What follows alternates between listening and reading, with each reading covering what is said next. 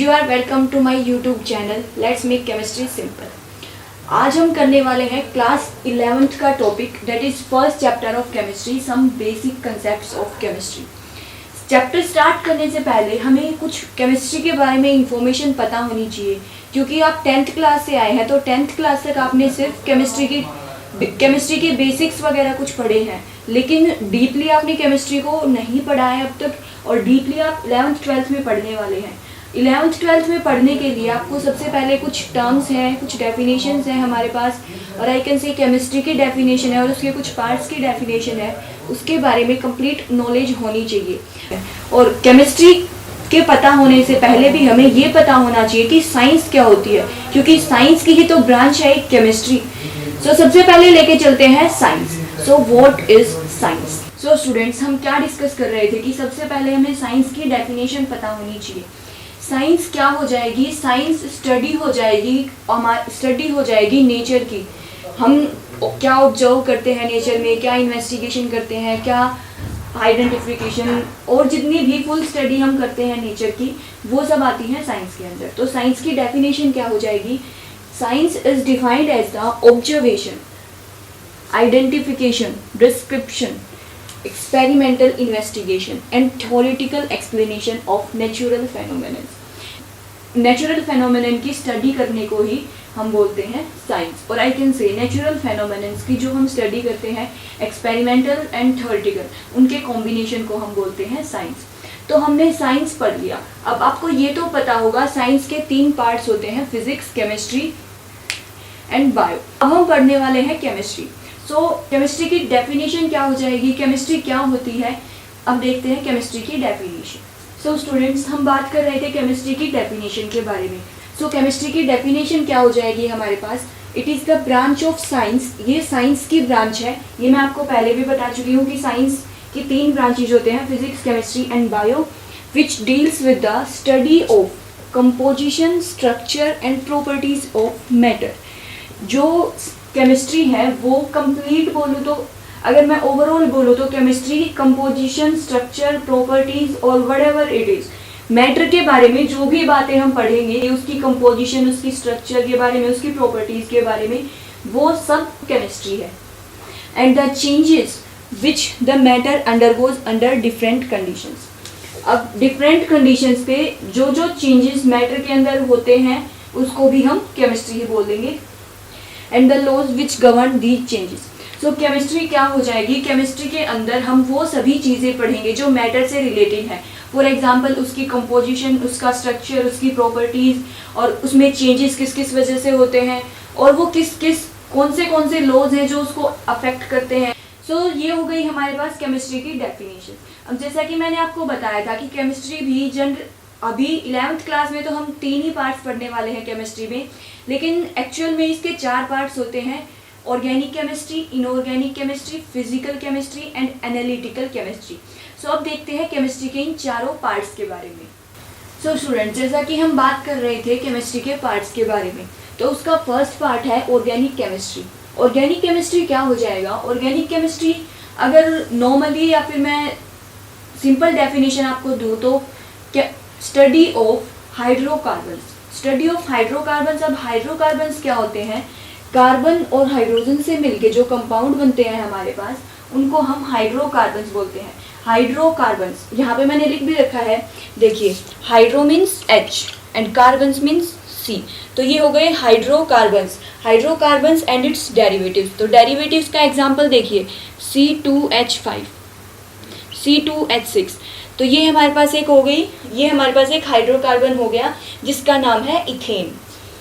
और नॉर्मल अगर हाइड्रोकार्बन लूँ मैं तो वो हो गया CH4, इसका नाम है मीथेन। तो अभी देखते हैं ऑर्गेनिक केमिस्ट्री की डेफिनेशन। वैसे जो नॉर्मल डेफिनेशन है वो क्या है? It is the study of hydrocarbons, और I can say it is the study of compounds of carbon and hydrogen. So देखते हैं इसकी definition. It is the study of compounds of carbon. ये carbon के कंपाउंड्स की study है, except carbonates. अब carbonates कौन से होते हैं?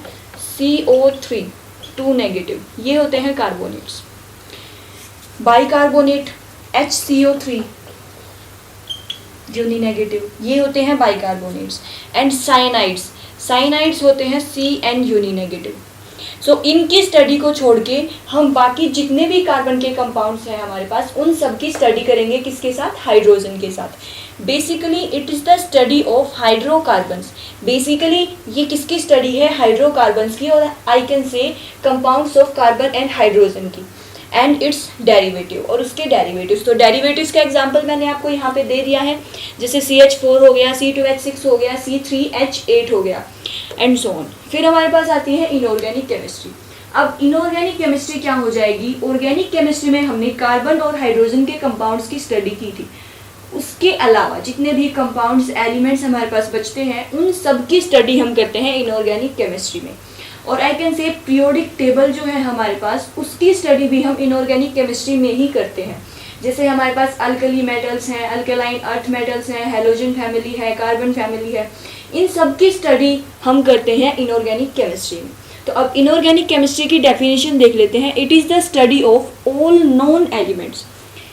ये स्टडी है किसकी? सभी नॉन एलिमेंट्स की। मीन्स अब तक जितने भी एलिमेंट्स डिस्कवर किए गए हैं सबकी स्टडी हम इस इनऑर्गेनिक केमिस्ट्री में करेंगे। एंड देयर कंपाउंड्स, और उनके कंपाउंड्स, उन एलिमेंट्स से मिलके कौन से कंपाउंड्स बनते हैं। जैसे यहाँ पे हमने सिर्फ 2 ही एलिमेंट्स का जिक्र किया था, कार्बन और हाइड्रोजन। तो यहाँ पे कार्बन और हाइड्रोजन को छोड़ के जितने भी एलिमेंट्स बाकी बचते हैं और उनके कंपाउंड्स बनते हैं और उनसे मिलके जो कंपाउंड्स बनते हैं, उन सब की स्टडी हम इसके अंदर करेंगे। और लास्ट में मैंने लिख रखा है except organic chemistry. Means organic chemistry के अलावा जो बाकी बचते हैं उन सब की स्टडी हम इसमें करने वाले हैं। तो ये हमारे पास हो गया ऑर्गेनिक केमिस्ट्री और इनऑर्गेनिक केमिस्ट्री। अब हमारे पास आती है फिजिकल केमिस्ट्री और एनालिटिकल केमिस्ट्री। सो स्टूडेंट्स, हम बात कर रहे थे फिजिकल केमिस्ट्री और एनालिटिकल केमिस्ट्री की। सो फिजिकल केमिस्ट्री क्या हो जाएगी? Physical chemistry it deals with physical properties, laws, effect of temperature, pressure, light on reactions. Physical chemistry में हम क्या करने वाले हैं? प्रॉपर्टीज के बारे में डिस्कस करेंगे। जैसे सॉलिड, लिक्विड, गैसेज हैं, इनकी हम प्रॉपर्टीज डिस्कस करेंगे और लॉज डिस्कस करेंगे। केमिस्ट्री में हमारे पास बहुत से लॉज आते हैं, जैसे लॉज ऑफ कॉम्बिनेशंस, तो ऐसे बहुत सारे लॉज आते हैं हमारे पास केमिस्ट्री में। सो उन सबको भी हम इसके अंदर डिस्कस करेंगे। Effect of temperature, pressure, light का इफेक्ट भी हम फिजिकल केमिस्ट्री में ही पढ़ेंगे। किसके ऊपर? रिएक्शंस के ऊपर। फिजिकल केमिस्ट्री में है बहुत सारी रिएक्शंस होती हैं, जैसे पी ब्लॉक और डी ब्लॉक में, P block, D block, S block, ये चैप्टर्स जो हैं इनमें कम्प्लीटली रिएक्शंस ही हैं और इन रिएक्शंस को अफेक्ट करने वाले कुछ फैक्टर्स भी हैं, उन सबको हम फिजिकल केमिस्ट्री में डाल देते हैं। और जनरली फिजिकल केमिस्ट्री में न्यूमेरिकल्स ज़्यादा होते हैं। फिजिकल केमिस्ट्री में न्यूमेरिकल्स हम ज़्यादा सॉल्व करते हैं, जो एप्लीकेशंस पे बेस्ड होते हैं, रिएक्शंस की एप्लीकेशंस पे बेस्ड होते हैं, उनकी प्रॉपर्टीज़ पे बेस्ड होते हैं। सो फिजिकल केमिस्ट्री में जनरली मैथमेटिकल कैलकुलेशंस का यूज़ होता है और आई कैन से इसके अंदर हम न्यूमेरिकल पोर्शन करते हैं। फिर हमारे पास आती है एनालिटिकल केमिस्ट्री। एनालिटिकल से हमें थोड़ा इंडिकेशन मिल रहा है किस चीज़ का? एनालिसिस।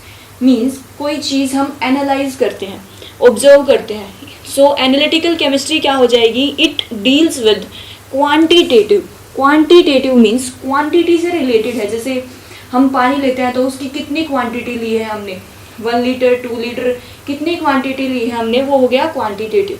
और क्वालिटेटिव, जैसे हमने 1 गिलास पानी लिया है, उसकी क्वालिटी क्या है, वो RO प्योरीफाइड है, इम्प्योर वाटर है, सो ये हो गई उसकी क्वालिटी। तो ये क्वांटिटेटिव एंड क्वालिटेटिव एनालिसिस हो गए। तो एनालिटिकल केमिस्ट्री क्या हो गई? It deals with quantitative and qualitative analysis. तो ये हमारे पास केमिस्ट्री के 4 पार्ट्स तो हो गए हैं और आई कैन से बेसिक इंट्रोडक्शन तो हो गया है कि केमिस्ट्री क्या होती है।